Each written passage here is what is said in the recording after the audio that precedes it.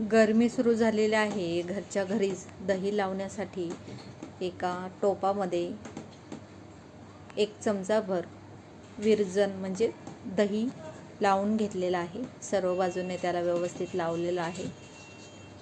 आता चांगलं कडकडीत उकळलेलं कोमट झालेलं, ज्याच्यामध्ये सहज आपण बोट घालू शकतो असं कोमट झालेलं दूध आपण त्याच्यामध्ये ओतून घेऊया. जेवढं आपल्याला दही लावायचं आहे.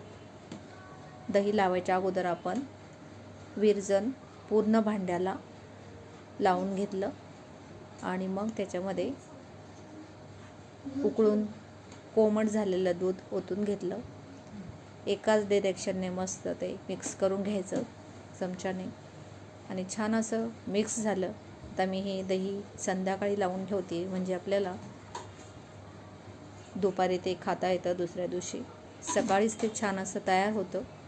तर छान असं मिक्स करून घेते आणि हे मी संध्याकाळी लावते. तर मी आता रात्रभर याला छान असं झाकून ठेवणार आहे. गरमी सुरू होती त्याच्यामुळे छान असं रात्रभर दही घट्ट तयार होतं. तर चला झाकून ठेवूयात. आणि आता सकाळ झाली. Good morning. तर तुम्ही बघू शकता छान असं मस्त दही तयार झालेलं आहे.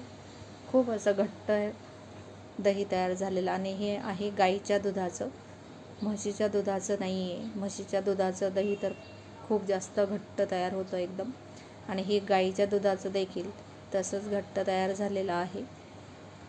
तुम्ही बघू शकता. तर आता याला आपण फ्रीजमध्ये ठेवूयात अर्धा तास आणि मग खायला घेऊ शकतो. शक्यतो दही ताक हे दुपारी खावं, संध्याकाळी खाऊ नये. आंबट कोशिंबीर याच्यासाठी देखील या दह्याचा उपयोग होतो. याच्यापासून तुम्ही ताक लस्सी करू शकता. तुम्ही बघू शकता मस्त असं एक घट्ट दही तयार झालेलं आहे. एका वाटीमध्ये तुम्हाला मी घेऊन दाखवते.